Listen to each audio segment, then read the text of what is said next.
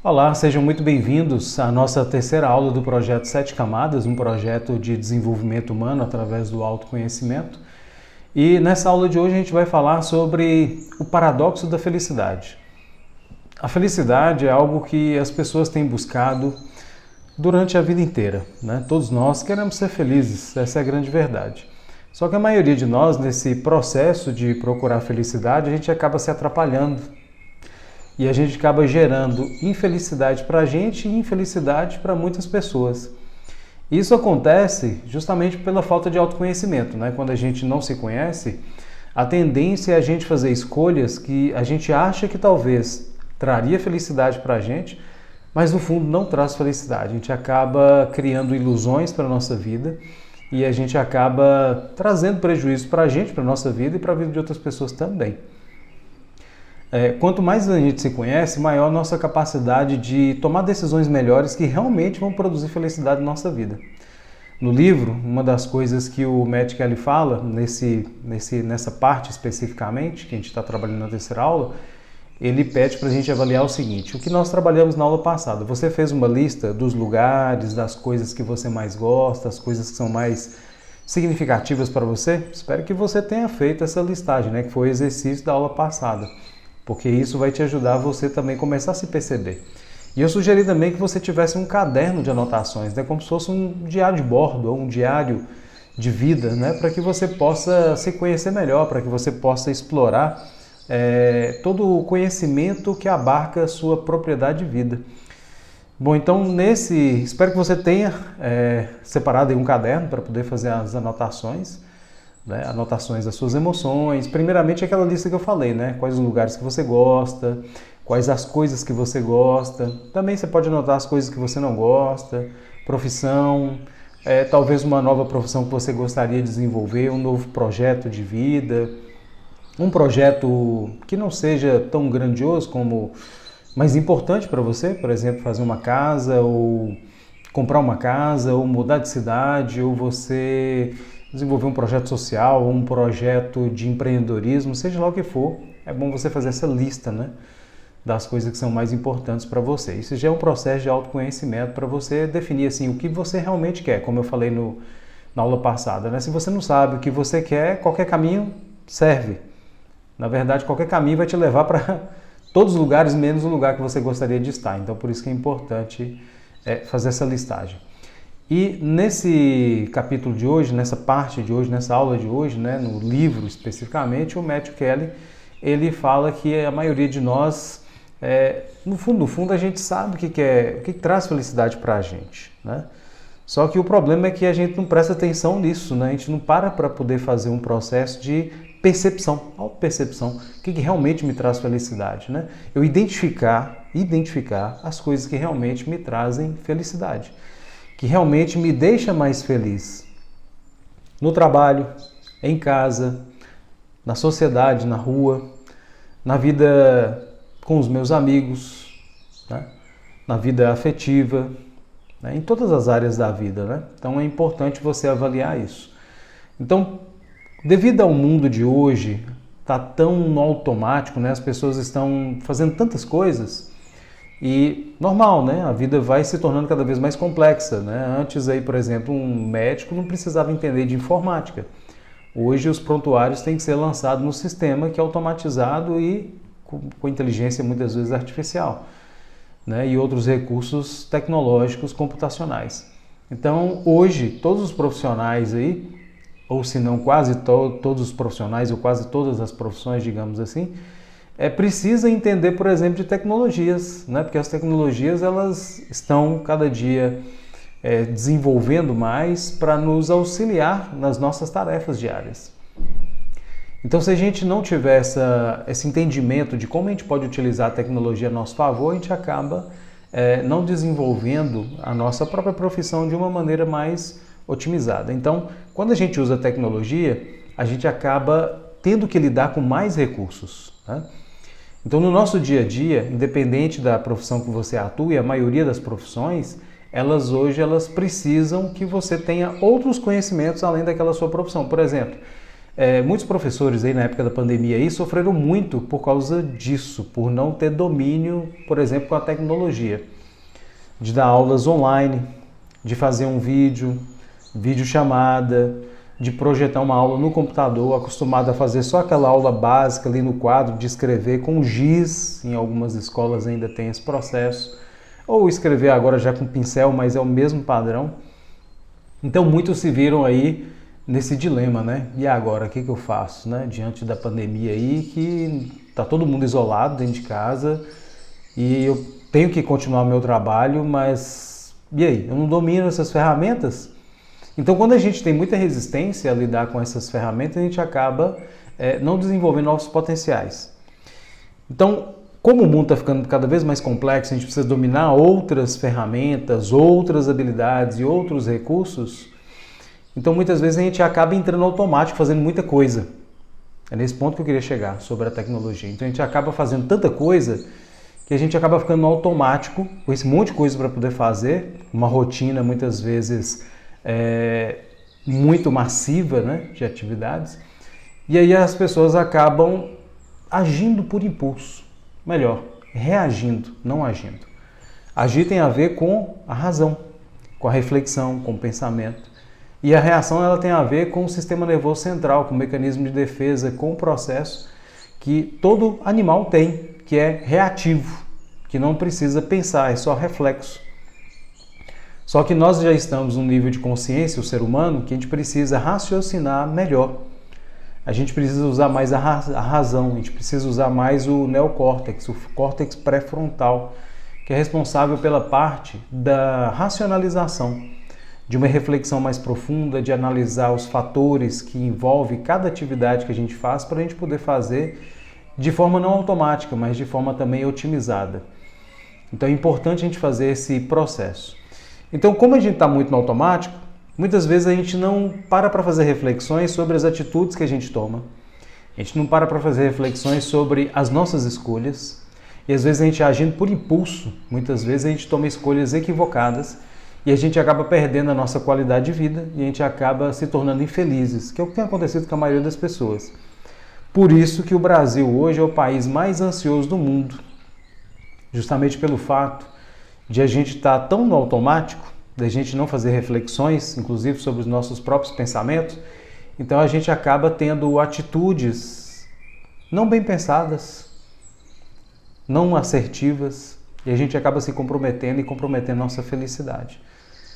Então é importante que, para que você seja feliz, você precise analisar alguns fatores. E uma coisa que eu quero trazer de conhecimento aqui sobre felicidade, né, extrapolando um pouquinho aí sobre o que traz o Matthew Kelly no livro, eu quero citar, por exemplo, o livro O Jeito Harvard de Ser Feliz. No livro, o Sean, que pesquisa, que é da área de psicologia positiva, ele faz uma pesquisa grande, né, bem substancial na área da felicidade, inclusive monta um curso, uma aula, né, uma disciplina na própria faculdade de Harvard de felicidade, se tornou a aula mais procurada pela universidade. Você vê o quanto que as pessoas estão buscando a felicidade, consciente ou inconscientemente. E nesse curso ele vai apresentando muitos dos resultados das pesquisas que ele fez. E uma das coisas que ele percebeu é que a felicidade, a maioria das pessoas quando pensa em felicidade pensa assim, quando eu tiver isso, quando eu chegar nesse nível, quando eu desenvolver tal coisa, quando... E a gente fica sempre pensando assim, quando? Futuro. O futuro é consequência do que você faz hoje. Então, quando você não vive o presente, foi isso que uma das coisas que ele percebeu nessa pesquisa, feita em vários lugares pelo mundo também, replicadas. Quando você não vive o momento presente, que é a única coisa que nós temos, a gente não tem o passado já passou, a gente só tem lembranças, e o futuro ainda não aconteceu. E o futuro, quando acontecer, vai ser hoje, vai ser o presente. Então, a única coisa que a gente tem de fato é o presente. Então, a felicidade está no momento presente. É nesse momento agora. É você aproveitar o momento de agora da melhor forma que você puder. É você desenvolver o que a vida está te cobrando desenvolver nesse momento. Então, os desafios que estão surgindo na sua vida, você deve encarar isso como um aprendizado, como uma forma de desenvolver novas habilidades, desenvolver um novo potencial, ou soft skills, né?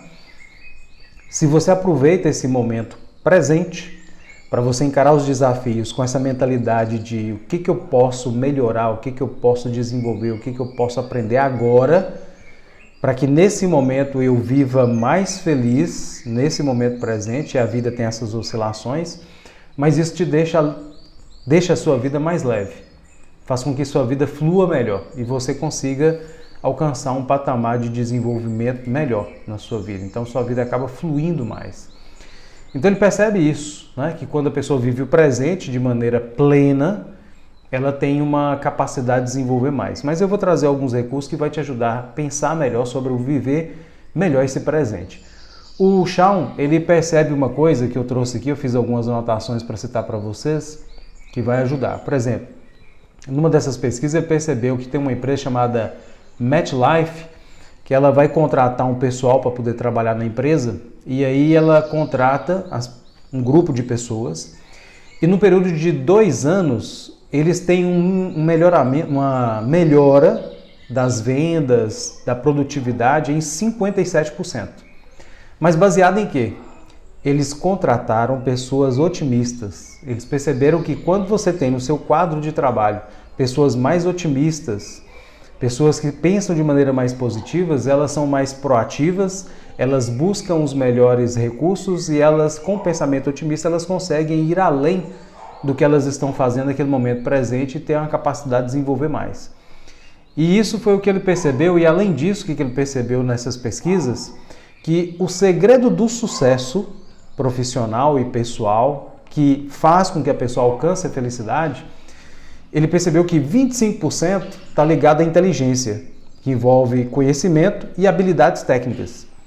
Então, o sucesso, 25% dele é o conhecimento técnico, intelectual, né, e as habilidades, mas 75% está ligado ao otimismo, às conexões sociais e também como você lida com o estresse.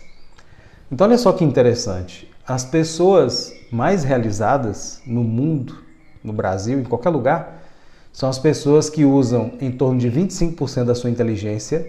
São pessoas geralmente mais ousadas. E na psicologia a gente percebe isso hoje, analisando o comportamento das pessoas mais bem-sucedidas. As pessoas mais bem-sucedidas profissionalmente, pessoalmente, são as pessoas mais ousadas. Elas às vezes não têm todo o conhecimento que uma pessoa tem.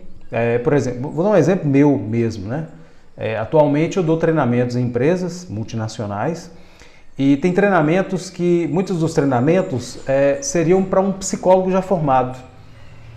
Mas devido a minha ousadia de encarar o desafio e de, ao encarar esse desafio, buscar os conhecimentos mais aprofundados para entregar um resultado melhor para aquela contratação, para aquele trabalho que eu vou desenvolver, a minha ousadia, meu otimismo faz com que eu consiga encontrar as ferramentas, os recursos adequados, aplicar nos treinamentos e conseguir ter uma entrega melhor.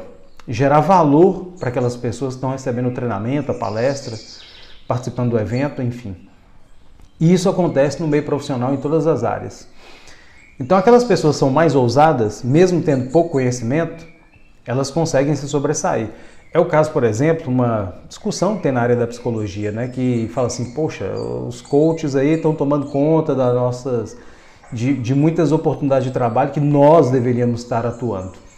Mas por que isso acontece? Porque, por exemplo, na formação de psicologia, como qualquer área profissional, você recebe o conhecimento técnico. Está mudando já um pouco hoje, mas geralmente é o conhecimento técnico e não te prepara para, por exemplo, ter uma mentalidade empreendedora, é uma mentalidade mais otimista, uma mentalidade que vai além das possibilidades que você tem no seu dia a dia. Em vez de só buscar um emprego no RH, trabalhar numa clínica para alguém, você pensa além. Você pode atuar numa clínica, você pode atuar no RH de uma empresa, mas você pode também ter sua própria empresa, seu consultório, empreender e se destacar e ter mais sucesso na sua vida profissional. Então hoje, o que vale mais é você ser ousado e otimista. Então as pessoas ousadas, as pessoas otimistas, positivas, elas geralmente conseguem ser mais felizes. É isso que as pesquisas indicam. Então é importante que você tenha isso em mente. O próprio Shawn, no livro O Jeito Harvard de Ser Feliz, ele traz algumas dicas de como você desenvolver essa mentalidade, de como você desenvolver esse potencial, de você ser feliz e ter sucesso, né? Desenvolvendo aí principalmente essa parte do otimismo. A primeira dica que ele fala é o seguinte, é você moldar o seu cérebro para enxergar o mundo de uma forma mais otimista. E aí ele cita uma pesquisa que ele fez, que ele percebeu que as pessoas que jogam Tetris, que é aquele joguinho que vai caindo as pecinhas, você vai encaixando e tal, e vai desaparecendo as pecinhas embaixo. Então as pessoas que usam o Tetris, elas começam a ver o mundo em forma de fragmentos e blocos, que vão se encaixando, como se fossem peças de quebra-cabeça para montar o quebra-cabeça total. Então essas pessoas conseguem enxergar a vida assim, como encaixes, como pecinhas que vão se encaixando. Isso é bacana, porque essas pessoas começam a ver que tudo tem um propósito e tudo vai fazer sentido em algum momento e tudo vai se encaixar no momento adequado. E você vai conseguir subir de nível. E você pode moldar sua mente para fazer isso. Então, da mesma forma que o pessoal que fica jogando Tetris ali todo dia, eles moldaram inconscientemente a mentalidade para ver o mundo dessa forma, nós podemos treinar a nossa mente para poder pensar mais otimistamente no dia a dia. E você pensando de maneira mais otimista, você vai desenvolver esse padrão da felicidade. E uma dica que ele traz aí sobre o efeito Tetris, né? É você trabalhar. A primeira coisa é gratidão. Todo dia, na hora que você acordar, você vai agradecer por 3 coisas na sua vida. Pode ser coisas simples, não necessariamente coisas grandiosas. Por exemplo, agradecer por estar vivo, agradecer por ter saúde, agradecer por ter um bom café da manhã, agradecer por você ter um trabalho, por você ter roupas, por você não estar passando necessidade, qualquer coisa. 3 coisas. Todos os dias você vai agradecer logo que você acordar. Isso vai fazendo com que sua mente ela fique mais voltada, enviesada para ver as coisas positivas. Porque a nossa sociedade, por exemplo, nós temos muitas pessoas que têm o hábito de assistir jornal todos os dias. E o jornal, 90% dele geralmente são coisas negativas. Então as pessoas que assistem jornal de manhã, de tarde, de noite, tem muitas pessoas que fazem isso, elas desenvolvem uma mentalidade, um viés, uma mentalidade voltada muito para o negativo. E isso faz com que as pessoas não consigam perceber as coisas positivas mesmo nas negativas. E tem. Então, se você fizer esse processo, esse exercício de agradecer por 3 coisas todos os dias, você começa a desenvolver uma mentalidade mais positiva. E essa mentalidade mais positiva vai fazer com que você desenvolva soluções para as coisas desafiadoras do dia a dia. Outra coisa que ele fala você pegar 2 minutos aí do seu dia para agradecer alguém por alguma coisa. Por exemplo, você mandar uma mensagem para um colega seu. Isso aí, por exemplo, é uma coisa que ele percebeu que o pessoal da Google, da Microsoft faz. Eles mandam uma mensagem para o colega, pode ser pelo celular, agradecendo por alguma coisa que ele fez no dia ou no dia anterior. Então, agradecer 2 minutos para agradecer 1 ou 2 pessoas por algo que elas fizeram. Outra coisa também que ele traz é praticar meditação. Quando você pratica meditação, você fica mais no tempo presente, conectado com o presente. E a meditação, ela relaxa a sua mente, você fica com a mente mais serena. É óbvio que tem muitas pessoas que falam assim, poxa, eu não consigo fazer meditação. Meditação é igual escovar os dentes todos os dias, é igual tomar banho todos os dias, é igual comer todo dia. É algo que tem que se tornar um hábito até chegar ao ponto de tornar-se automatizado. Igual quem vai dirigir carro ou pilotar moto. Você começa a exercitar o hábito de dirigir carro, de pilotar moto, até chegar no momento que você está no automático dirigindo já. Você já desenvolveu essa habilidade, já se tornou uma coisa como se fosse natural, como se você já tivesse nascido com ela, mas foi desenvolvido. Então você pode desenvolver isso também. Então faça isso para que você desenvolva essa mentalidade mais otimista, né? De você praticar meditação. Então você praticar meditação, sua mente relaxa, a mente relaxada ela começa a perceber as coisas de maneira mais serena, mais abrangente e vai se tornando mais otimista. A meditação produz vários neurotransmissores quando você a pratica, principalmente ocitocina, dopamina, endorfina, serotonina, noradrenalina, os neurotransmissores e hormônios que vão gerar uma qualidade de vida melhor para você, um bom funcionamento mental e corporal.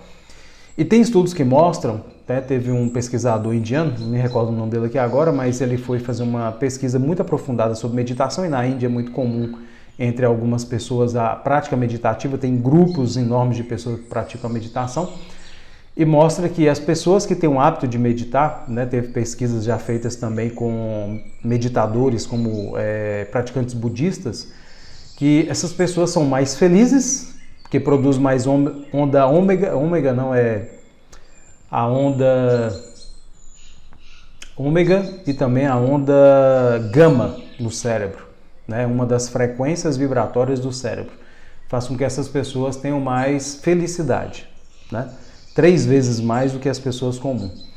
Também é um ótimo ansiolítico e antidepressivo, tem um efeito melhor do que qualquer ansiolítico e antidepressivo farmacológico, né? Mas se você praticar, por exemplo, pelo período de 6 semanas adiante, você vai desenvolver esse potencial. Outra coisa também que é importante é exercício físico. A atividade física ela proporciona você ter um desempenho melhor também, porque também vai produzir neurotransmissores que vai gerar mais felicidade, tá? Terceiro ponto ele traz não pare de socializar nem abandone amigos. Muitas pessoas, às vezes, têm o hábito de se isolar. Muitas pessoas na pandemia, né, pelo hábito de se isolar, ficaram muito acostumadas a ficar só com elas mesmas e têm dificuldade hoje de socializar com as pessoas. Quando a gente socializa com as pessoas, convivendo com elas, muitas vezes você vê um amigo passando uma dificuldade em alguma coisa, vê uma pessoa ali precisando de uma ajuda, e você se predispõe a ajudar essa pessoa, e se ela permitir, você a ajuda. Quando você faz uma coisa desinteressadamente, sem pretensão de ganhar nada, dinheiro ou mesmo um obrigado, mas quando você faz algo positivo por alguém, mesmo não recebendo nada em troca, o seu cérebro produz ocitocina, que é chamado o hormônio do bem-estar e o hormônio da qualidade de vida. Por exemplo, a OMS, a Organização Mundial de Saúde, em 1946, ela definiu saúde não como falta, não ter doença, mas a pessoa pode estar doente, mas ser feliz e ser saudável. Mas a saúde está ligada principalmente a fatores de bem-estar psicológico, social e emocional. E hoje já é ampliado para mais outras áreas. Mas olha só que interessante, bem-estar físico, psicológico, emocional e social. Então é nesses níveis, bem-estar. Então o bem-estar gera felicidade. Então quando você faz exercício físico e meditação, você produz bem-estar. Você produz o hormônio ocitocina da felicidade. Quando você está ajudando alguém, ajudando ela a ter uma qualidade de vida melhor, fazendo algum favor para ela, você produz ocitocina, que vai gerar mais felicidade. Então isso é importante a gente levar em consideração. Quarto ponto que ele traz é a regra dos 20 segundos. Como é que funciona a regra dos 20 segundos? Todos os bons hábitos que você perceber na sua vida, olha, esse aqui é um bom hábito, eu acho que seria interessante eu pôr isso em prática na minha vida para adotar esse hábito. Você vai pôr esse hábito em prática, torná-lo fácil de ser feito em 20 segundos. De 0 a 20 segundos. Todo bom hábito que você perceber que vale a pena ser implementado na sua vida, põe em prática dentro de 20 segundos. Facilite você ter acesso a esse hábito. Senão você vai sempre postergar, que é uma outra coisa interessante para a gente entender sobre procrastinação. Tudo aquilo que você considera interessante, se você não põe em prática dentro de 24 horas, a tendência sua é procrastinar, é sempre deixar para depois, né? E isso ele percebeu nessa estratégia que ele desenvolveu, que é a técnica dos 20, a regra dos 20 segundos. Então, em 20 segundos, tudo aquilo que você acha interessante, põe em prática. E facilite o acesso a ele. A mesma coisa também é o contrário. Se você perceber um hábito ruim que você já desenvolveu, ou que você percebe que você está desenvolvendo, dificulte o acesso a esse hábito. Por exemplo, vamos supor que você tem o hábito de chegar em casa e comer comida industrializada, comida que não é tão saudável, né? Fast food, com muita frequência. Você pode desenvolver o quê? Dificultar o acesso a essa alimentação. Vamos supor que na geladeira da sua casa, na porta dela tem bebidas alcoólicas, e bebidas alcoólicas fazem grandes estragos no cérebro e no corpo, né? Tem vários estudos que mostram isso. Uma delas é inflamação cerebral, também gera perca de memória, também pode gerar a longo prazo Alzheimer. Tem vários casos de estudos recentes aí que a literatura mostra de pessoas que estão desenvolvendo Parkinson e Alzheimer pelo hábito do uso da bebida alcoólica. Então, por exemplo, bebida alcoólica e comida lá industrializada que você deixa ali na geladeira no fácil. Então, todos os dias, ou quase todos os dias, está comendo besteiras. Então, qual é a forma de você evitar comer besteiras? É você dificultar o acesso a esses alimentos. Então, você vai pegar a sua geladeira um dia aí que você estiver mais tranquilo e vai fazer o seguinte: tira todos aqueles alimentos ali que são prejudiciais para a sua saúde e põe lá para o fundo da geladeira, deixa para você ir, né, bebendo aquela bebida ali aos poucos ali, né, só no fim de semana até acabar com elas, ou dá para alguém. Se não é bom para você, não é bom nem para dar para os outros, né? Então seria melhor você não dar para ninguém jogar fora. Eu não bebo bebida alcoólica, né, na infância não, na adolescência eu bebi poucas vezes, muito raramente, nunca fui adepto. Meus pais bebiam aos finais de semana, mas eu nunca fui fã. De vez em quando meu pai ou minha mãe estavam tomando cerveja, eu tomava ali um gole, para mim era o suficiente. Mas nunca gostei, então acabei não dando continuidade a esse hábito. Mas enfim, então a geladeira você vai colocar ali na porta alimentos que são mais saudáveis. Por exemplo, na minha geladeira na porta eu coloco ali água, coloco sucos, né, que são mais naturais, deixo ali no fácil. Nas prateleiras ali, na minha geladeira, o que mais tem são verduras e frutas. Eu não tenho o hábito de ficar comendo comida industrial, muito raro mesmo, eu não compro. Então outra coisa que eu faço é não comprar, por exemplo, produtos industriais para dentro de casa. Eu não compro bolacha, biscoito, não compro molhos industrializados. Minha alimentação é o mais natural possível. Então, só de eu não comprar, por exemplo, açúcar também eu não compro. Então eu dificulto o acesso a esse tipo de alimento que pode me trazer malefícios para a saúde. Então é uma forma de eu ter uma alimentação melhor no meu dia a dia. Então essa é uma forma, né? Você dificultar o acesso a um hábito ruim e facilitar o acesso ao hábito saudável, tá? Uma quinta, aí eu já trago um complemento meu, né, além do livro, que é você ser útil ao maior número de pessoas. O Elon Musk, né, que é um dos caras mais ricos do mundo, é o mais rico do mundo atualmente, um repórter perguntou para ele uma vez, né, muitos jovens te acompanham, te seguem, são fãs seu, né? E o que você recomendaria para esses jovens que te acompanham, que te admiram, né, que se inspiram em você? Qual é a orientação que você daria para eles? Aí ele falou assim, parou, pensou e falou: eu recomendo que seja útil ao maior número de pessoas. É uma coisa muito difícil de a gente ser útil às pessoas. Mas quanto mais útil você se tornar ao maior número de pessoas, mais feliz você vai ser também. Tem pesquisas que já mostram isso, como eu falei agora há pouco. Quando você faz algo para alguma pessoa, mesmo sem querer receber nada em troca, mesmo não recebendo nada em troca, você produz ocitocina, o hormônio do bem-estar e da felicidade. Então, por isso que é importante ser útil às pessoas. E o próprio Elon Musk, né, ele procura ser útil através daquilo que é o propósito de vida dele, que é ser útil ao maior número de pessoas, à humanidade, através do uso da tecnologia. Então ele desenvolve tecnologias, né, tecnologias avançadas, para ajudar as pessoas a ter uma vida melhor.